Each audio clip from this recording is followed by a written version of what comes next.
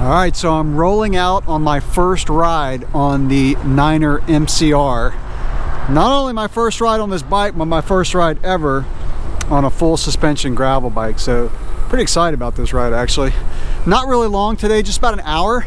And so I always like to bring the camera with me and do a like a first ride review because it'll give me my initial impressions of this bike right off the bat. Sometimes your first impressions are the most accurate.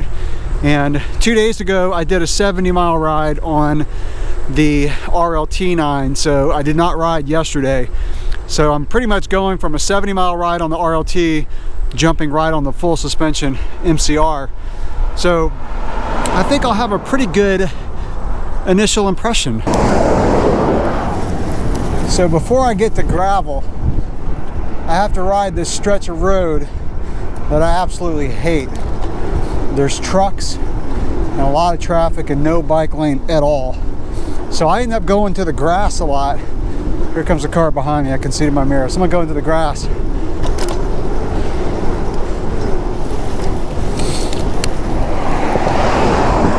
This bike is absolutely butter smooth in the grass. I can already tell that the suspension is tuned to just absorb small little bumps like they're not even there. It's crazy. All right, about to get on dirt. Let's open up the rear suspension. Still sounds funny to say that for a gravel bike. What I'm really curious to see is how this thing does over washboards. Our dirt roads are fairly smooth when we've had a lot of rain, but when it's dry, the washboards form and they can just beat you up, especially on a long ride. Here's some. Yeah, it's a pretty interesting sensation. These little bumps are like non-existent on the dirt roads.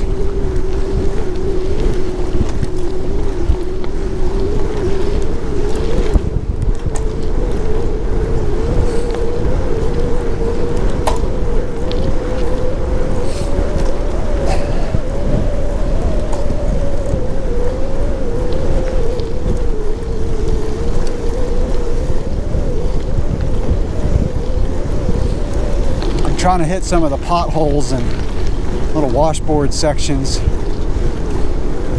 but man, it just feels like you're floating above the road.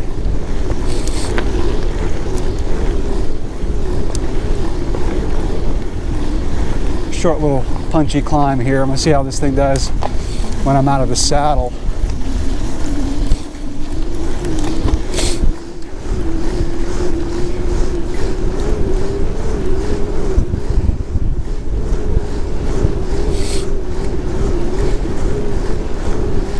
Yeah, you can feel the suspension moving when you're out of the saddle. So I think, you know, my initial impressions are that you would probably lock out both the front and the rear on a climb. You just wouldn't need suspension on a gravel road climb. Maybe if you got into some single track climbing, but on a gravel road. And I noticed that when I lock the rear suspension, it feels pretty much all the way locked out, but it does move a little bit. Like if you were to kind of bounce on the saddle real hard or hit a really big pothole, the suspension would still move a little bit. So I think for climbing and just smoother roads and pavement, obviously, you would leave the rear suspension locked out. I'm leaving the front suspension in the middle setting.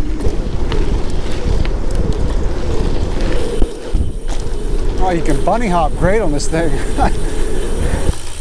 Yeah, bunny hops are super easy on this. You just preload the suspension and you can bounce pretty high on it. Not too hard to bottom it out, but you've only got 50 millimeters of travel. So really, my first impressions are this thing takes small bumps and just erases them. Like, it's a pretty unique sensation. Some of those potholes back there, you can't really see them in the video, but you kind of just expect that little jolt coming up from the rear, but it just doesn't happen. All right, so this cut through gets pretty bumpy. Just the little bumps, just the little annoying ones.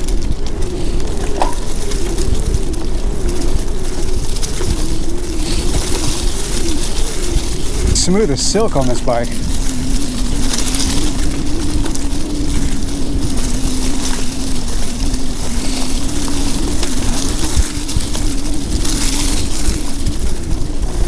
Wow, this is pretty cool.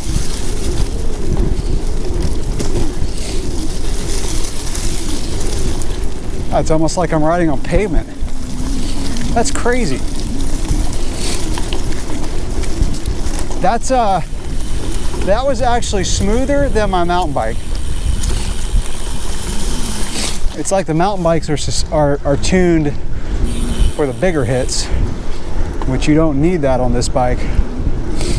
Yeah, this bike absorbs those little divots and potholes and washboards better than my mountain bike.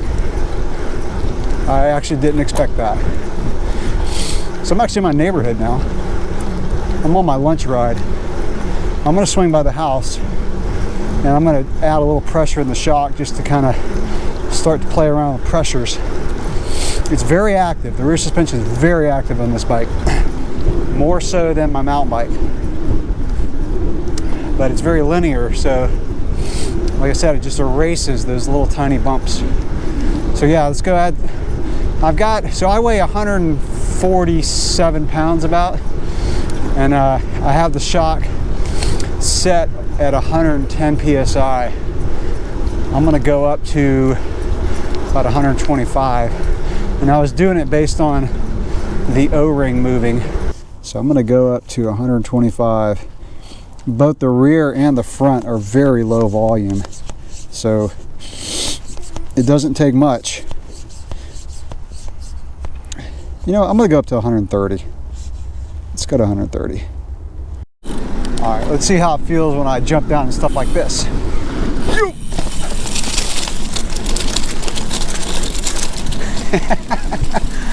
This bike's tripping me out, man.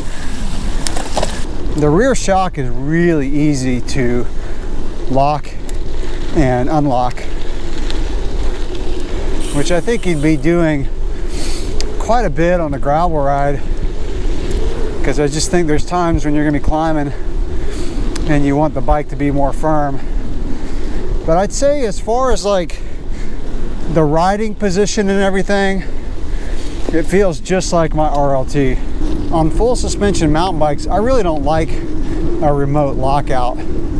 I just don't use it, so I don't want the extra complexity. But on this bike, I would definitely want it. When I first saw it, I was like, it's kind of unnecessary, but this shock is tuned to be so small bump sensitive that I think there's going to be more occasions where you want to lock out the rear.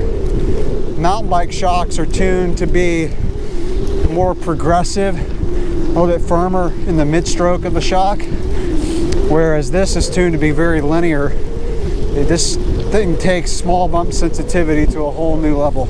Here's just a little single track cut through on my way back to the office. Oh, this bike, it just like hovers. It's like hovers over this stuff. It's crazy. Sorry for the sniffling. It's pretty cold out. It's like 45 degrees. So I think that's going to wrap up this first ride on this MCR9. A very unique bike that I think I'm just going to test it a bunch, but I think there's definitely an application for this, especially for those people who may have back pain or, you know, just get bucked around on long rides, and especially for people who descend pretty rough gravel roads. I'm looking forward to taking this bike up to the mountains and coming down some fire roads and just kind of seeing how it does. Because I've hit some pretty fast fire roads in the mountains with loose gravel, and you know, it gets a little sketchy. I think this bike would smooth that stuff out really well. All right, well, questions or comments that you have so far about this bike or whatever, leave those below. Thanks for watching.